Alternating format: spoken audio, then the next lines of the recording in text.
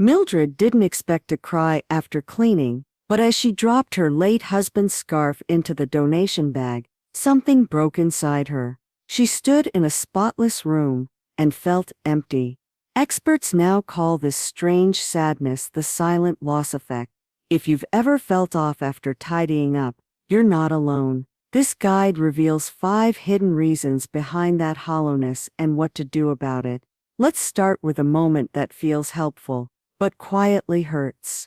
1. The urge to get things in order is often a grief signal in disguise. Mildred had been meaning to get to it for years. The hall closet that once housed holiday decorations, old photo frames, and the camping gear her husband Richard swore they'd use again someday. But after her granddaughter's visit, when a gentle "Grandma, do you really need all this stuff?" was followed by a warm hug, she decided it was time. So, on a quiet Monday morning, she rolled up her sleeves and began sorting. At first it felt satisfying, productive. Each cleared shelf felt like a small victory. But by mid-afternoon, as she sat cross-legged on the carpet surrounded by half-open boxes and an old box of Richard's cufflinks, she suddenly couldn't breathe. What happened? See, when we reach for that desire to get things in order, it's not always a practical urge. It can be a quiet cry for control. For many women,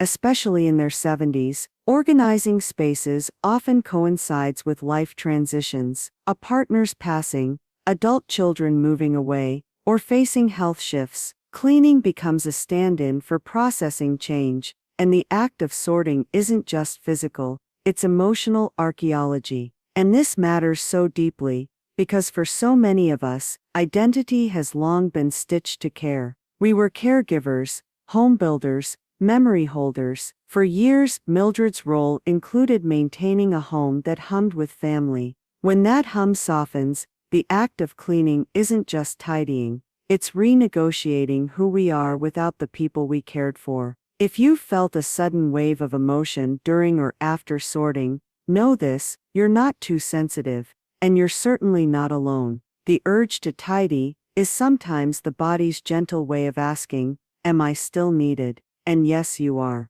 Your story is still unfolding. 2. Throwing things out feels good until it doesn't. Margie, one of my dearest friends from church, once told me with a proud smile, "I finally got rid of 5 bags of clothes this week." We all clapped for her over tea, thinking she'd feel lighter. But by the next Sunday, her eyes were red. It was the scarf, she said, the pink one with the tiny blue flowers. I didn't wear it in years, but it was the one I had on when Harold and I went dancing that night after his chemo. What's tricky here is that we're taught, by books, magazines, even well-meaning loved ones, that throwing things out equals freedom. And sometimes it does, but not always. Especially not when those items are silent placeholders for stories no one else sees. There's an emotional curve no one warns us about. It starts with a high, progress, momentum, a clean room, but then something shifts. You reach that one object, and suddenly the air changes. It's not clutter anymore, it's history.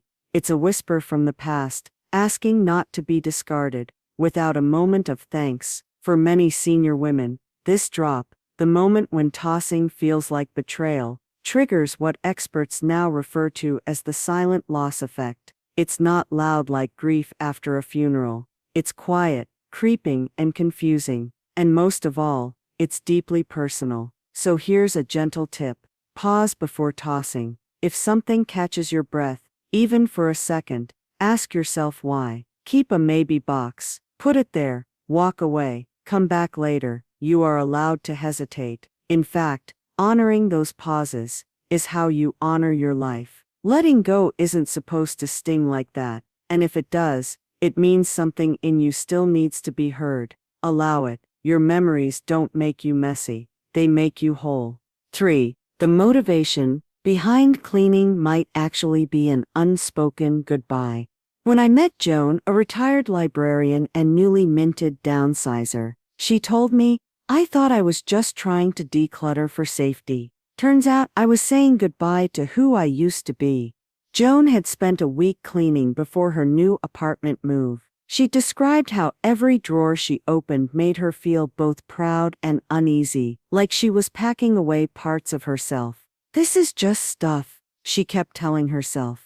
But by the third day, she found herself sitting in front of an old recipe binder, tracing her own handwriting, and whispering the names of long-gone friends who'd once enjoyed her peach cobbler. And this is what no one says out loud. Sometimes we clean because we're quietly preparing for something we can't put into words. A new chapter, a future where fewer people visit, a home that feels more like silence than laughter. But that doesn't mean we have to erase ourselves. It means we need to listen more closely to what's being said, between the folds of an old towel, the margins of a letter, the scent of a rarely opened drawer. When the act of cleaning feels urgent, check in with yourself. Ask, am I actually ready to let this go, or am I trying to say something without speaking? Give yourself grace to stop midway. Walk, breathe, talk it out with someone. Write it down, make it real, because even though these decisions are made with our hands, they're driven by our hearts. And your heart has stories worth keeping, stories that still belong in the room. 4. Clean surfaces can echo with silence. The living room was spotless, not a speck on the table, not a cushion out of place. And yet, when Evelyn walked in, something felt wrong, off.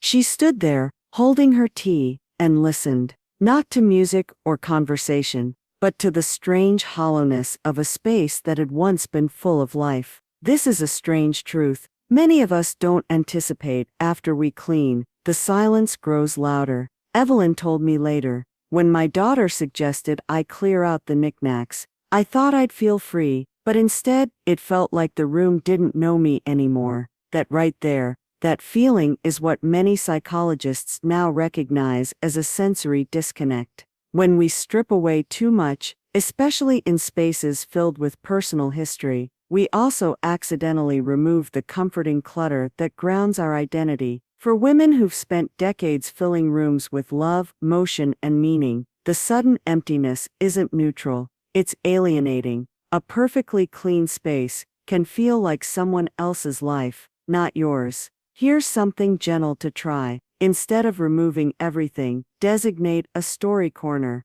a small shelf, a tabletop, even a single tray. Place 3 items there, each with a memory. This isn't about decor. It's about anchoring your presence in the room again. Add a photo, a seashell, a handwritten recipe, something that says I'm still here, and so are the pieces that matter. Because when a space reflects who you are, it embraces you in return. 5. Organizing photos feels like you're rewriting the past. I only meant to tidy the album shelf, Ruth said, laughing, but there were tears in her eyes. Next thing I knew, I was sitting on the floor for 2 hours, crying over a picture of our camping trip in 1971. Photo sorting seems harmless, until you realize it's not about putting pictures in order. It's about facing your entire history in snapshots. For senior women especially, those photos aren't just documentation, they're emotional bookmarks. Here's what makes this so potent. Every image carries not just a face or a year, but a feeling, a laugh, a scent, a moment you didn't know would be the last of its kind. And here's where it gets tricky. Once you move them around, once you pull some out and tuck others away, something shifts. It can feel like erasing a chapter, even if that's not your intent. Especially if the people in the photos are no longer here. One simple way to protect the emotional weight of your photos is this. Create memory bundles. Rubber band a small group of pictures that belong to a single memory, a vacation, a birthday, a visit from grandkids. Then tuck a little handwritten note with them. Date, place, people, even one sentence, like this was the last trip we took before Don's knees gave out. Or try this alternative, record your voice telling the story of a photo on your phone. Your children may know the faces, but your voice will preserve the meaning. This keeps the emotional thread alive. And when someone else finds them one day, they won't just see people, they'll feel the moment. 6. Letting go of use one day items sparks regret, not relief. We all have them. The cake stand you swore you'd use again. The expensive fabric waiting for the right sewing project, the gardening gloves still stiff with the tag. These aren't just things. They're promises we made to ourselves, hopes, intentions, or chapters we planned, but never quite lived out. So when we toss them out during a cleaning spree, thinking we're being practical, what we're really doing is mourning the version of us who almost did, and that can sting far more than expected. My friend Helen once said, "It wasn't the rolling pin, it was the fact I never baked that pie," and I've never forgotten that line. There's a silent sadness that can come from the practical act of letting go, because what we're really releasing isn't just a thing, but a piece of our imagined future, and that deserves tenderness, not shame. Here's a way to soften that goodbye. Take a photo of the item, write a short letter to it. "Thank you for reminding me I once dreamed of a garden," or "You were part of my maybe self, and that mattered." You'll be surprised how this tiny act of acknowledgement can shift the experience from guilt to grace.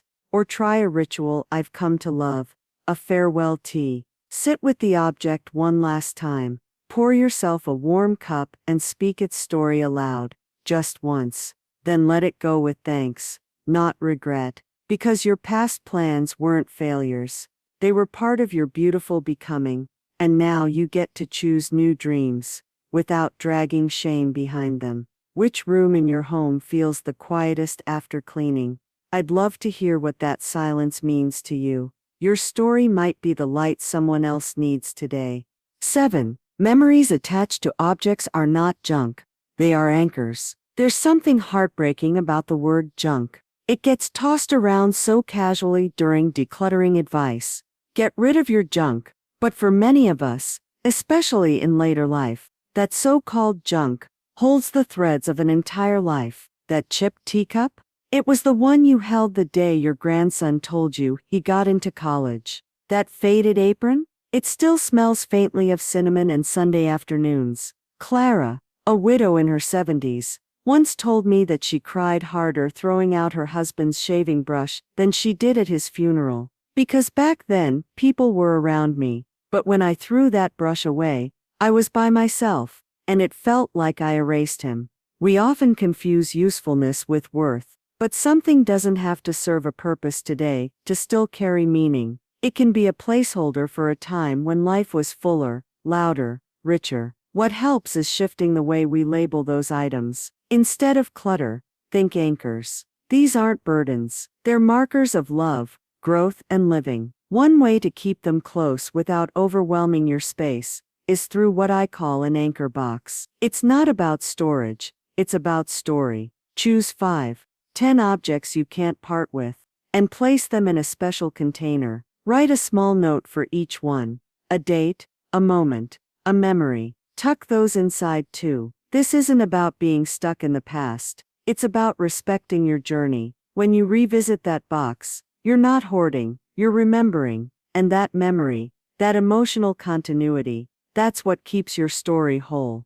8. Cleaning can accidentally erase milestones. Do you remember the last time you looked at your refrigerator and saw it as a museum of your motherhood? Photos, notes, birthday invitations, doodles from grandkids, and slowly, so slowly you removed them, not out of haste, but because you were refreshing the space. But here's the problem. In cleaning mode, we often act quickly. Toss the calendar from 2006. Remove the best grandma ever magnet, because it's rusty. Wipe off the fingerprints from your grandson's last visit, only to realize it was his last visit before he left for university. My friend Linda told me, I cleared my hallway wall of family pictures because I wanted a more modern look. Within a week, I felt like a stranger lived here. Sometimes, in the quest for a tidy home, we accidentally strip it of its emotional landscape, and those little milestones, birthday cards, scribbled grocery lists, even a movie stub from 1982, act as touchstones. They ground us in time and meaning. So what do? We adapt without erasing. Here's a gentle, tangible idea. Before removing anything that holds sentimental value, take a photo of it, then create a life binder or digital frame rotation. Group these memories by chapter. when the kids were little, Sunday dinners, Nana's baking phase, add captions, tell your future self the story again. You can also create a single legacy shelf, one that holds 4 or 5 small items that tell your life in chapters. A spoon, a keychain, a handwritten note, nothing massive, but each one meaningful, because you're not just cleaning a house, you're shaping how you're remembered, and how you remember yourself. That's not a task to rush, it's a responsibility worth handling with reverence. 9. The after-clean sadness is often a crisis of identity. You stand in your kitchen, and everything's gleaming. The counters sparkle, the sink is empty, the windows catch the light just right, and yet you feel like crying. Why? Because for decades these rooms had purpose. You weren't just wiping counters, you were packing lunches, making Sunday dinners, helping with homework while the stew simmered. Your identity was woven into every corner, every stain, every cluttered drawer. Those weren't flaws, they were evidence of life. So when we clean and clean and clean, until there's no trace of the living that once happened, it's no wonder we feel hollow. The silent loss effect isn't just about what's gone, it's about who we were, and who we're not sure we are anymore. Diane, a retired nurse I met at a community center, said this: I realized I'd cleaned myself out of my own house. There was nothing left that looked like me. It looked like a catalog page. Pretty, but lonely. To heal this, we must bring life back in, not clutter, living evidence. A handwritten recipe from your sister, pinned to the fridge, a scarf draped over your reading chair, a flower in a chipped vase you've had for 30 years, and most importantly, remind yourself of who you are now. You are still a keeper of stories, a source of wisdom, a lighthouse in your family's memory. Your home should reflect that, not erase it. Make a list, 3 small signs of life that belong in your space again. A ritual, an object, a photo. Let your home breathe you back into it. What's one object in your house that feels too special to throw away, even if others don't understand it? I'd love to hear the story behind it in the comments. It matters, and so do you. 10. You're not done with life, so your home shouldn't feel finished. The walls are painted, the floors shine, the drawers are empty, and yet it feels like the final page of a book you didn't mean to close. That's the thing about over-cleaning in this stage of life. It can give your space the eerie sense of being complete. And if something is complete, doesn't that mean the story is over? I remember Beryl, a sprightly 78-year-old, with a sharp sense of humor, telling me, I cleared so much out of my house. I felt like I was rehearsing my own absence. She chuckled when she said it, but then added softly, I don't think I meant to. And that's where we need to pause. Because a tidy home is wonderful, but not if it begins to look like a place you no longer belong in. You are still living, breathing, evolving. Your home should reflect that. So here's a gentle but bold tip. Give your space a sign of continuation, not perfection. Continuation. Keep your knitting on the armchair. Let the puzzle stay half finished on the table. Post tomorrow's to-do list on the fridge. And emotionally, this small resistance against perfection whispers something powerful. I'm still in progress. I'm still here. A finished room may look beautiful, but an ongoing room feels alive. And you, dear one, are not a conclusion. You are a story still unfolding. 11. Sharing stories through objects helps others grieve too. Let's talk about something that doesn't get enough attention. The people around you want to hear your stories, especially the ones wrapped in objects. That old mixing bowl, the one with the chip on the rim. Your daughter might not know that's the bowl you used when you baked her birthday cakes, and your grandson has probably never heard how you bartered 3 bushels of apples just to afford it back in 1973. We often assume they're not interested, or worse, it's just stuff. But studies in elder care psychology show that shared legacy storytelling strengthens family bonds and helps younger generations feel rooted, especially after a loss. Let me share Ruth's story. She kept a small wooden angel on her bookshelf. Everyone assumed it was decorative, until one afternoon she told her niece that her late husband carved it the year their daughter passed. That angel held 30 years of quiet grief, and the moment she shared the story, the object became a thread of healing, not just for her but for her whole family. So here's your invitation: pick 3 objects in your home with a story behind them. Invite someone over or call or write and share one memory for each. Not a lecture, not a performance, just a soft offering.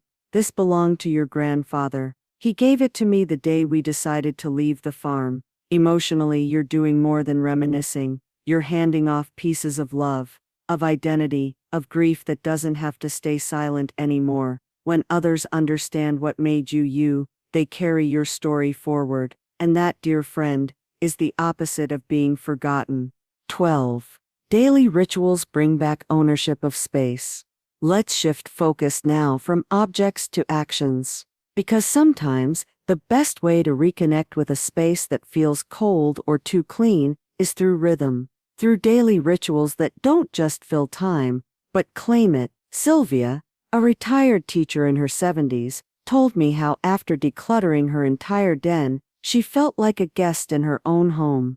It was pristine, she said, but I didn't know where to sit anymore. So she created a tiny ritual. Every morning at 8 a.m., she'd light a candle, make a cup of tea, and read a single page from her old poetry book, always in the same chair, always with the same mug.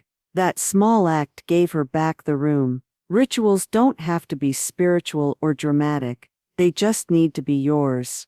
Maybe it's watering a plant every evening while humming your favorite hymn. Maybe it's folding the same blanket over your legs as you settle in to watch the news. Maybe it's placing a fresh flower on your kitchen counter every Sunday. The power here lies in repetition, familiarity, claiming space not just with things, but with presence. And why does this matter emotionally? Because daily rituals remind you that you still own your time, you still create meaning, you still write the mood of your home. So the next time a room feels too quiet or too stiff, don't add clutter, add pattern, add you. Which daily ritual brings you the most peace in your home? Tell us below. Whether it's morning tea, humming a tune, or sitting in your favorite chair, your rhythm matters, and your story inspires. 13. You can redefine clean as connected, not empty. Let's be honest, what the world calls clean, we often interpret as finished. But what if we rewrote that word entirely? What if clean didn't mean bare walls, silent rooms, or nothing out of place, but instead meant intentional warmth, presence, and life still happening? Elaine, who lives just 2 blocks from me, once told me she stopped inviting people over after she cleared out her living room.